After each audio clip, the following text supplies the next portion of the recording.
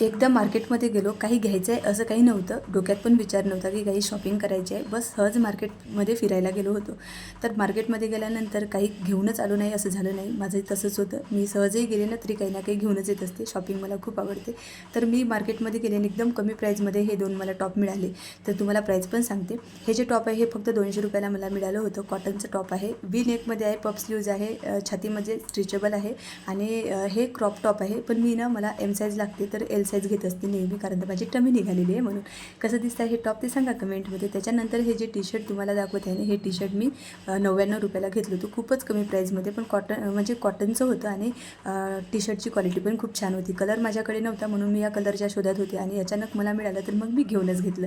जीन्सवरती हे असं T shirt वगैरे घातलं तर माझी टमी दिसते, म्हणून मग मी काय करते, जीन्सवरती अशी टी शर्ट वगैरे घातलं तर कुठेतरी खोचून घेते म्हणजे माझी टमी दिसत नाही. तर जरा कसं वाटली तुम्हाला टॉप ते सांगा कमेंटमध्ये.